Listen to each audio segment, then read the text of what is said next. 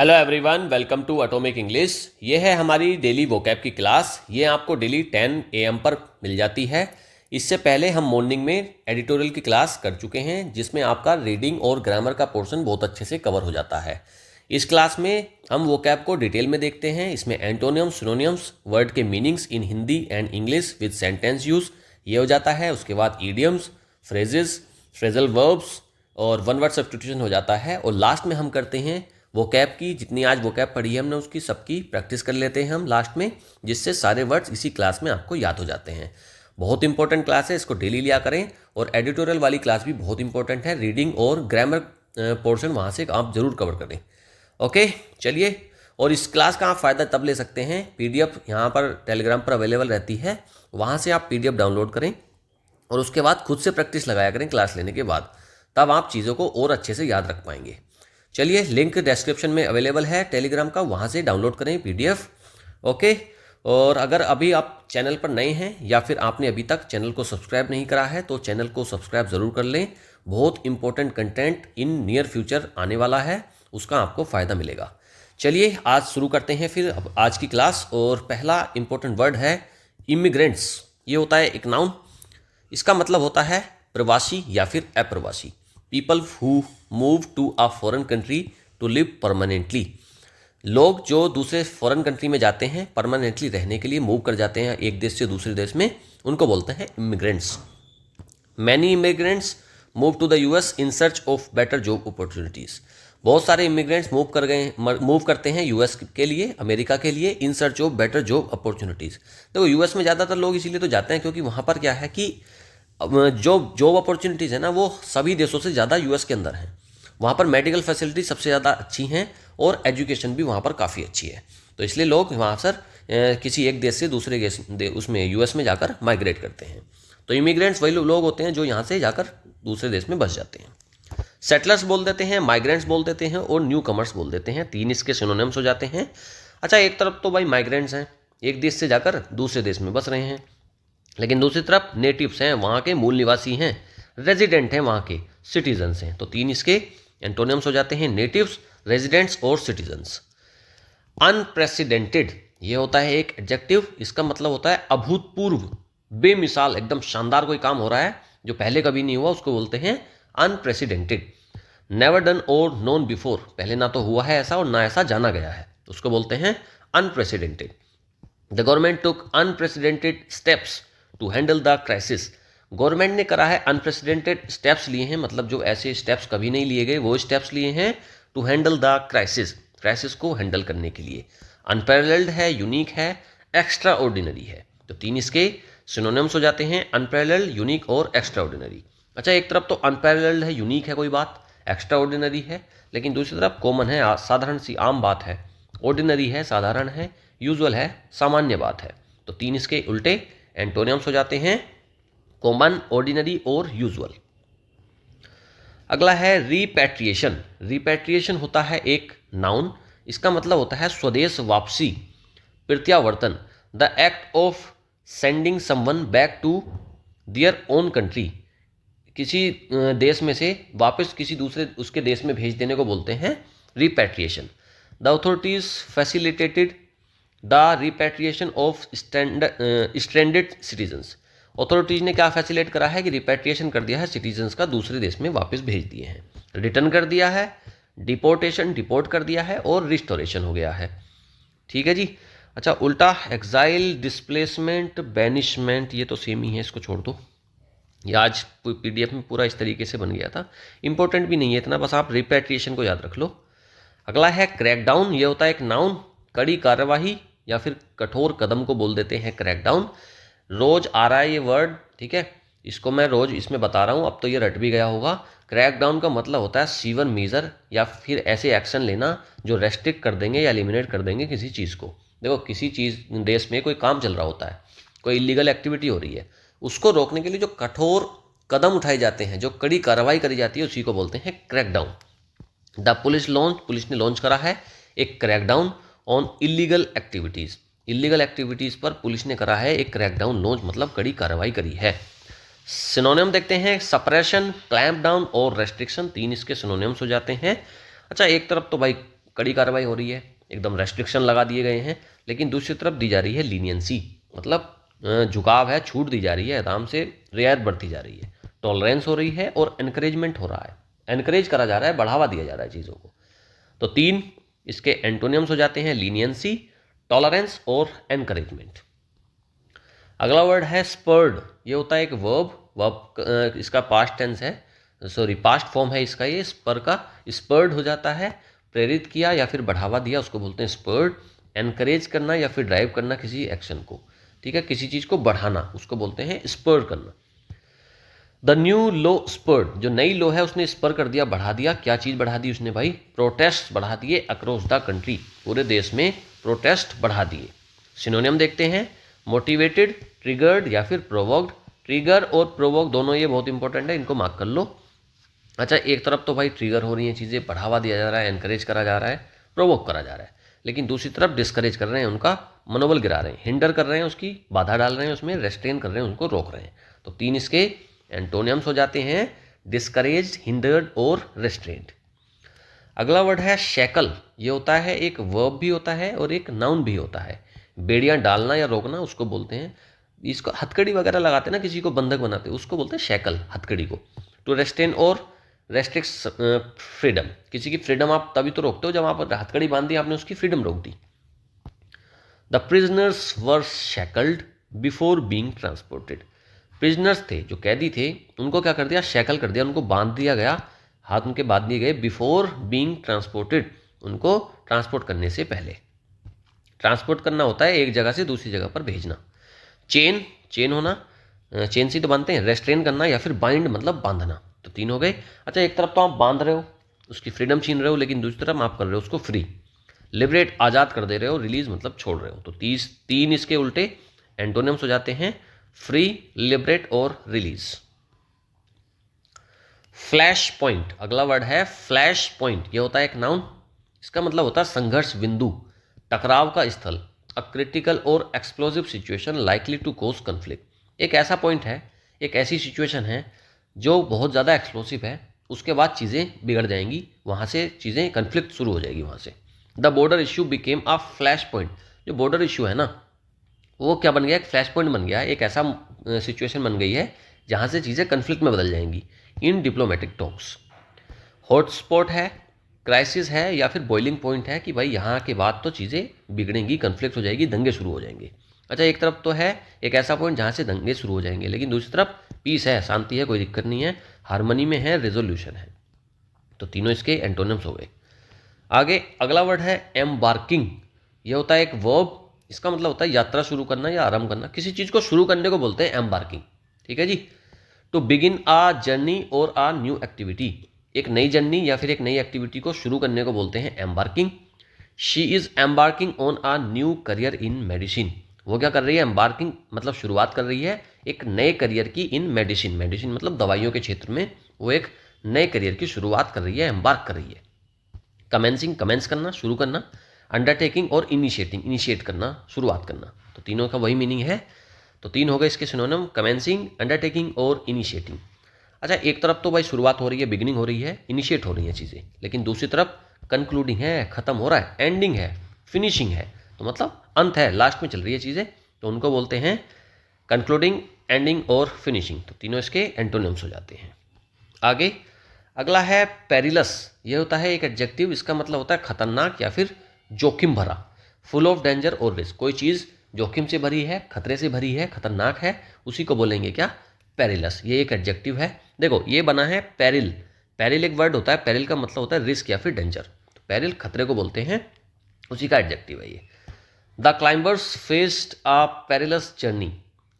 इसने, क्लाइंबर्स ने फेस करा है एक पेरिलस जर्नी को, मतलब खतरनाक जर्नी को फेस करा है, टू द पीक। क्लाइंबर्स होते हैं जो चढ़ते हैं, चढ़ने, जो पहाड़ वगैरह चढ़ते हैं ना, उनको बोलते हैं क्लाइंबर्स। तो उन्होंने फेस करा है एक पेरिलस जर्नी, एक खतरनाक journey, to the peak. Peak होती है चोटी, चोटी पर जा रहे थे वो, चढ़ रहे थे क्लाइंबर्स, उन्होंने फेस करी है एक पेरिलस जर्नी। हैजार्डस, रिस्की और अनसेफ, 3 इसके सिनोनिम्स हो जाते हैं। हैजार्डस को मार्क कर लो, अच्छा है ये। अच्छा, एक तरफ तो खतरनाक है, चीज़ें रिस्की हैं, अनसेफ हैं, लेकिन दूसरी तरफ सेफ, सुरक्षित है, सिक्योर है और हार्मलेस, वहाँ पर कोई नुकसान नहीं होगा।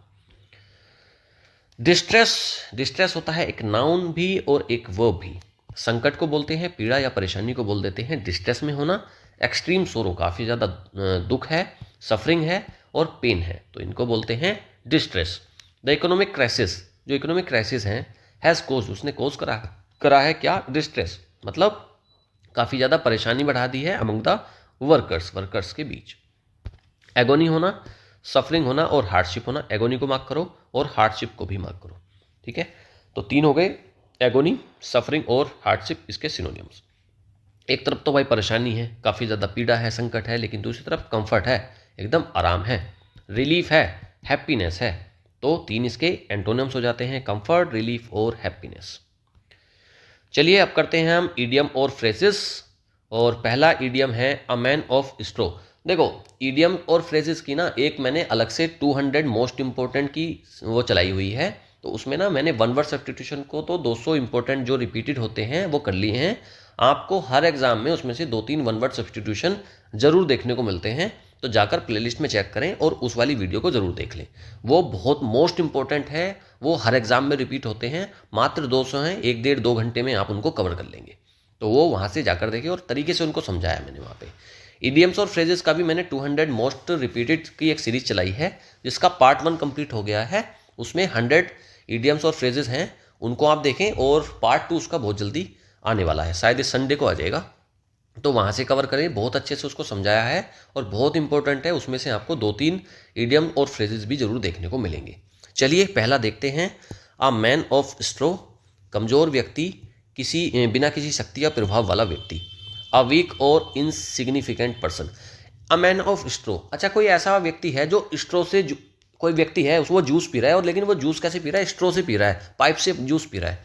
तो कोई बीमार व्यक्ति तो पाइप से जूस पिएगा, कोई अगर व्यक्ति ठीक है ना, तो आप उसको तो ऐसे ही गिलास वगैरह से पी लेगा वो तो, लेकिन जो स्ट्रो से पी रहा है वो तो कमज़ोर व्यक्ति है ना काफ़ी।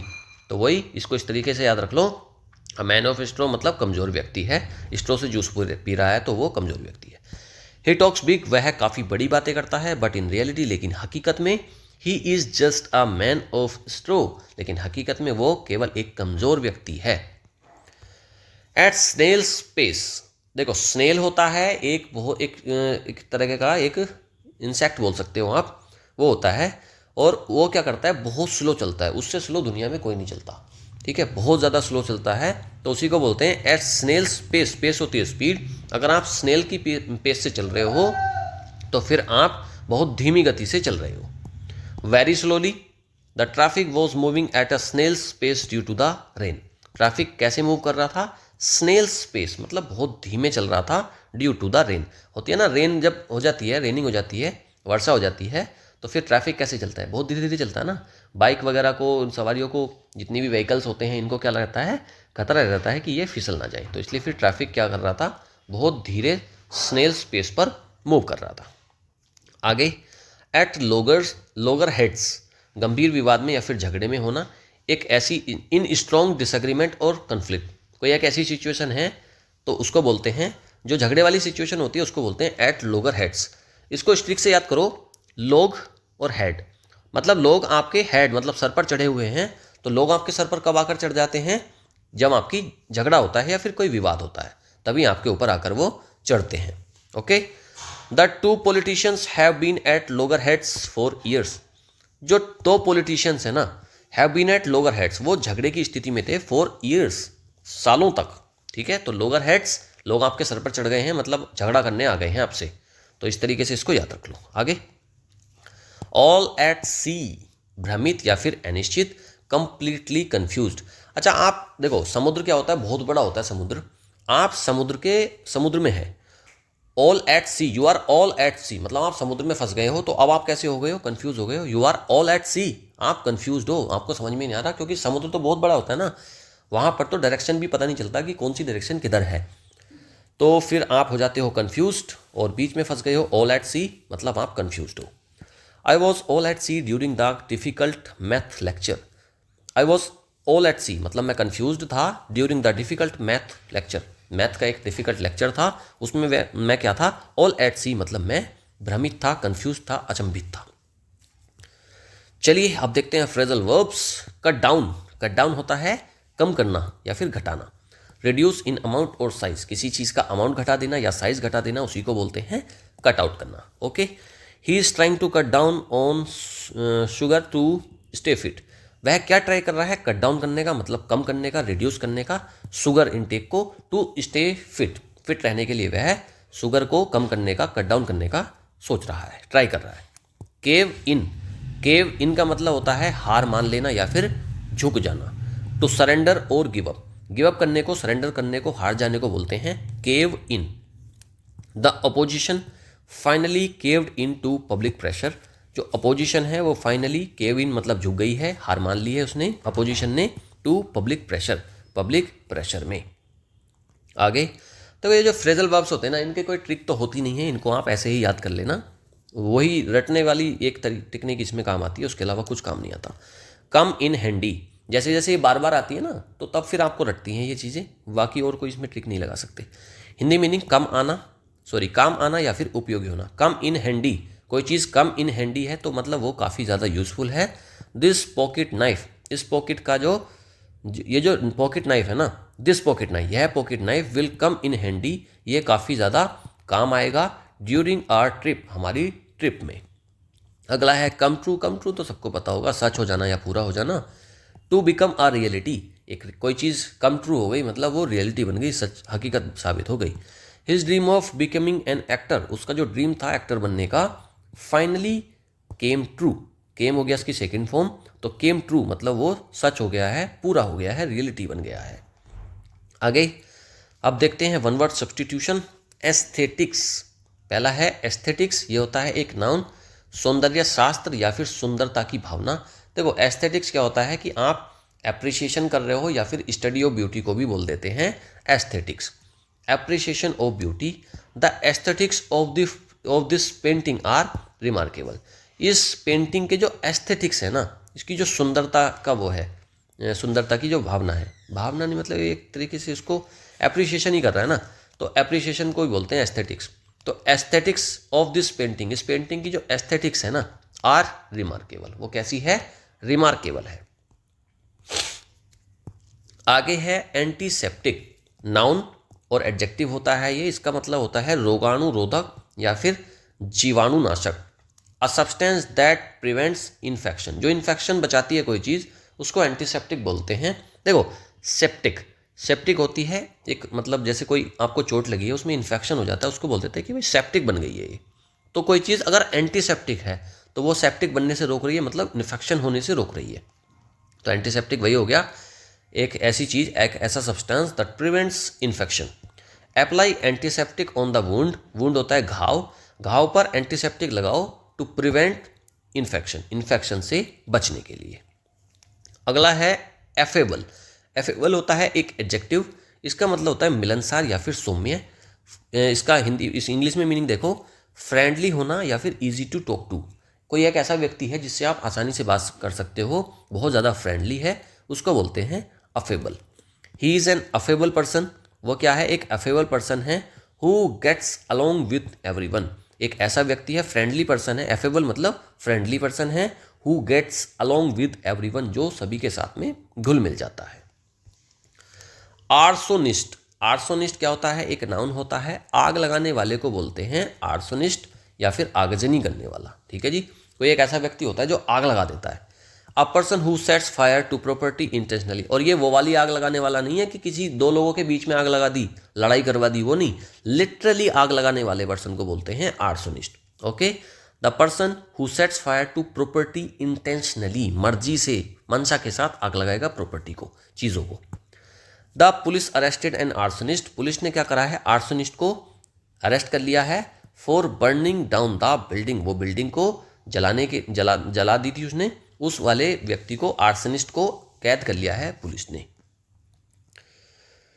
चलिए अब करेंगे वो खतरनाक काम जिससे आज पढ़ी हुई सारी वोकैब, सारे इडियम्स, फ्रेजल वर्ब्स और वन वर्ड सब्स्टिट्यूशन आपको यहीं इसी क्लास में याद हो जाएंगे। करेंगे हम वोकैब की प्रैक्टिस। पहला है विच of the following best defines immigrants. Immigrants पूछा है भाई, इमिग्रेंट्स कौन सा होता है, इमिग्रेंट्स वही लोग होते हैं जो दूसरे देश में जाकर बसते हैं, तो उनको बोलते हैं immigrants. People who permanently leave a country, permanently हाँ हो सकता है। People who enter a foreign country to live there, लोग जो वहाँ पर जाकर रहते हैं, हाँ ठीक है। Tourist visiting a place, new place, देखो टूरिस्ट को तो इमिग्रेंट नहीं बोलेंगे, वो तो घूमने गए ना। गवर्नमेंट ऑफिशियल हैंडलिंग माइग्रेशन, नहीं ये भी नहीं है, इसमें बी ऑप्शन करेक्ट रहेगा। ऐसे लोग जो एंटर करते हैं एक फॉरेन कंट्री को टू लिव देयर, वहाँ पर रहने के लिए। नेक्स्ट पूछ रहा है भाई अनप्रेसिडेंटेड एक वर्ड है, उसका करेक्ट यूज देख रहा है यहाँ पर क्या होता है। अनप्रेसिडेंटेड होता है क्या? अनप्रेसिडेंटेड वो काम है जो पहले नहीं हुआ, अभूतपूर्व है। The festival was an unprecedented success, never seen before, जो चीज़ पहले कभी नहीं देखी गई वही तो होता है। His unprecedented actions were very ordinary, ordinary है तो फिर वो अनप्रेसिडेंटेड तो नहीं हो सकता, अनोखे बिल्कुल कभी नहीं हुआ उसको बोलते हैं unprecedented. She took an unprecedented approach following the old method, old method ले रहे हो तो वो अनप्रेसिडेंटेड अप्रोच तो नहीं हो गई, ये भी गलत है। The store had an unprecedented sale like every year, हर साल अगर कोई काम हो रहा है तो वो अनप्रेसिडेंटेड थोड़ी ना है, अनप्रेसिडेंटेड तो वो है that is never seen before, A option correct. Repatriation का मतलब पूछा है भाई, रिपैट्रिएशन क्या होता है? तो चलिए देखिए रिपैट्रिएशन का meaning, expelling someone from a country, किसी को एक कंट्री से भगा देना। Bringing someone back to their home country, हाँ किसी को उनकी कंट्री में वापस लाने को बोलते हैं रिपैट्रिएशन, बी ऑप्शन करेक्ट रहेगा। मूविंग टू अनदर कंट्री, ये तो नहीं है। Denying someone enter into country, नहीं ये भी नहीं है, बी ऑप्शन करेक्ट हो जाएगा। रिपैट्रिएशन मतलब वापस किसी को किसी के देश में भेजना। अगला क्रैकडाउन के पूछ रहा है भाई, crackdown is most likely to happen when, crackdown कब होता है? जब इनमें से कोई सा काम होगा। देखो क्रैकडाउन होता है कड़ी कार्रवाई करना, एक बहुत स्ट्रिक्टली रूल्स को फॉलो करना। Rules are being strictly enforced, हाँ ये हो सकता है। Laws are being relax, relax तो नहीं दिया भाई, वो तो कड़ाई एकदम सख्ताई कर दी गई है ना, उसको बोलते हैं crackdown.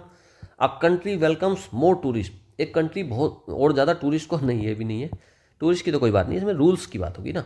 People are given more freedom, नहीं ये भी नहीं है, तो उल्टे हो गए सारी बातें। लॉज सॉरी ये पहला वाला देखो, rules are being strictly enforced, यही ऑप्शन करेक्ट हो जाएगा। स्पर्ड का मीनिंग पूछ रहा है, किस सिचुएशन में स्पर्ड हो रहा है? स्पर्ड का मतलब होता है बढ़ना, है ना, किसी चीज़ को बढ़ाना भड़काना। A coach motivates a player to train harder, देखते हैं। A teacher punishes students for talking, एक टीचर ने स्टूडेंट्स को क्या करा है? पनिश करा है टॉकिंग के लिए, तो इसमें स्पर्ड वाली बात तो कुछ है नहीं। एक पर्सन है अवॉइड कर रहा है किसी एक्शन को लेने के लिए, ये भी नहीं है। A country stops all trade with its neighbour, ये भी नहीं है। एक कोच ने मोटिवेट करा है मतलब बढ़ाया है चीज़ों को, टू ट्रेन हार्डर, हार्ड मतलब उसको और तरीके से और हार्ड तैयारी ट्रेनिंग करने के लिए उसने करा है मोटिवेट। तो स्पर्ट का मतलब वही होता है, या तो किसी चीज़ को बढ़ाना या फिर मोटिवेशन देना, तो ए ऑप्शन इसका करेक्ट हो जाएगा। विच of the following is not a meaning of shackle, shackle का मीनिंग इनमें से कोई सा एक नहीं है, तीन होंगे एक नहीं होगा, उसको देखते हैं। देखो शैकल होता है किसी चीज़ को किसी चीज़ की किसी व्यक्ति की फ्रीडम को छीनना, है ना, उसको कैद करना, चेन उसको करना या फिर उसके हैंडकफ कर देना, बांध देना।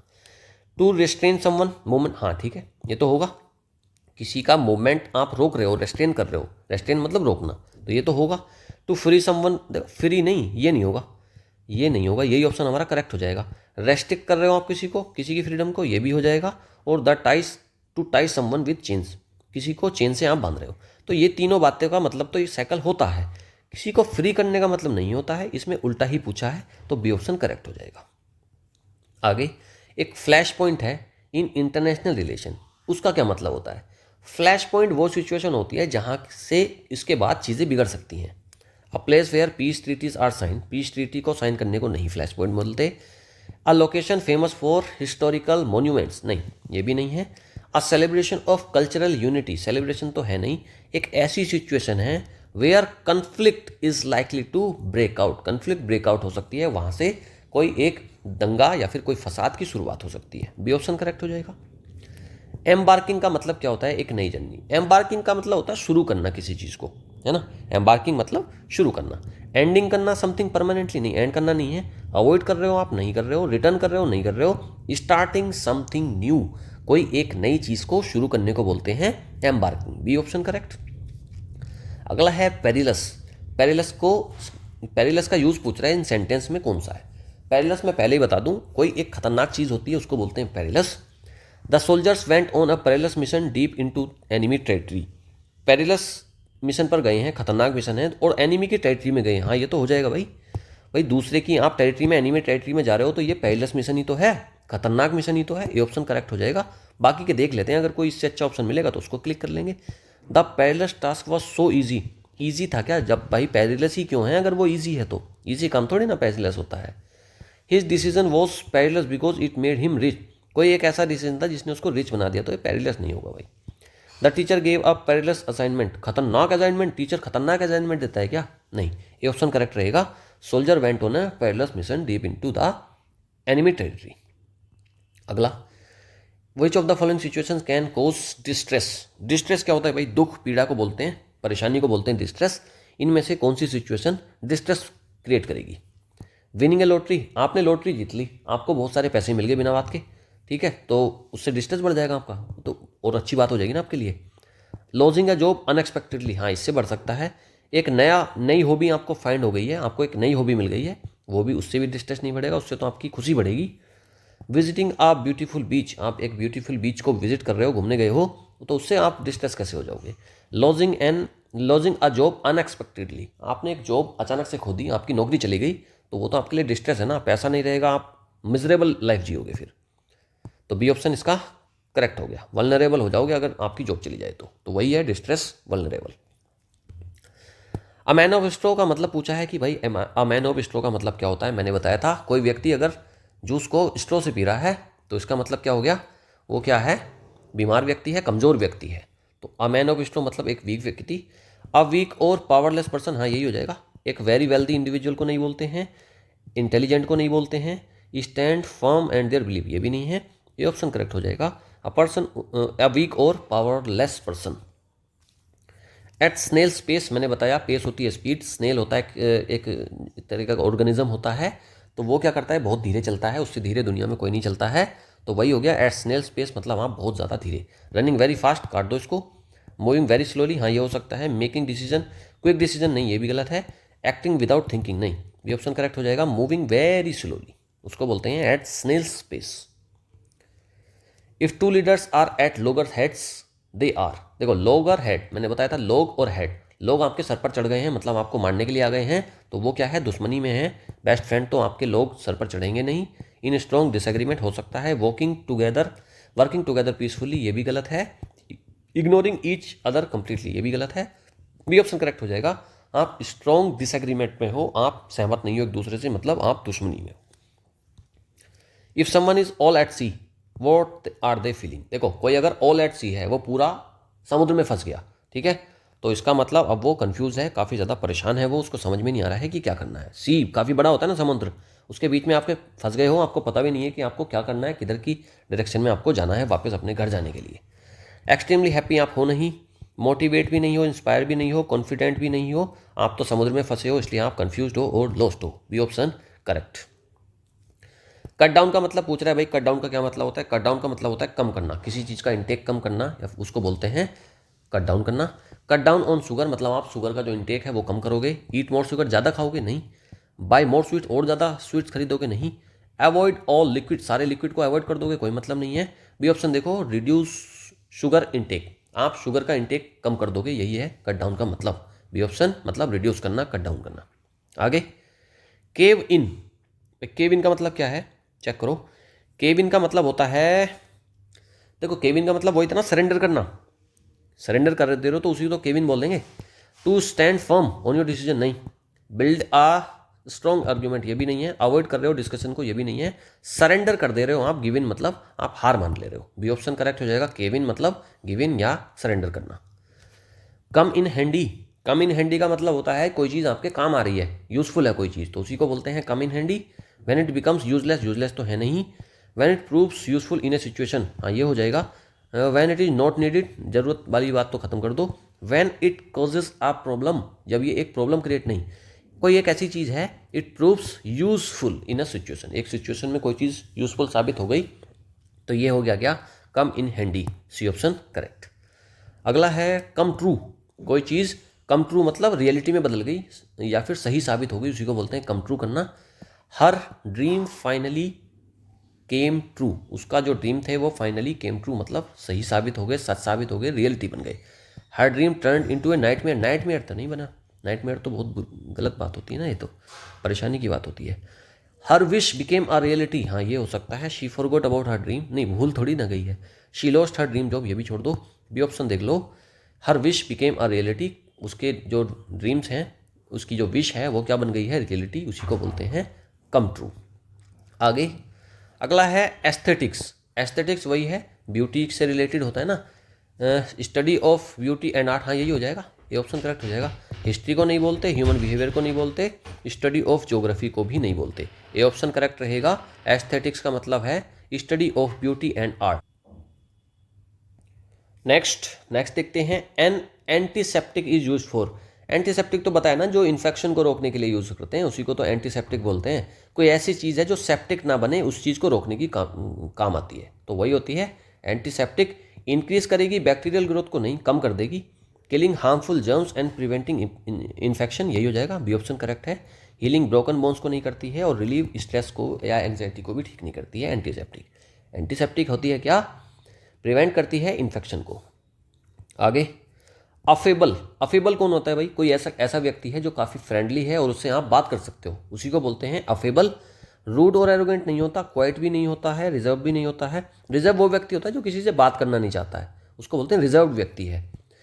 अग्रेसिव या फिर अनफ्रेंडली भी नहीं है, ए ऑप्शन देख लो। फ्रेंडली है और ईजी टू टॉक टू, जिससे आप आसानी से बात कर सकते हो, ए ऑप्शन करेक्ट।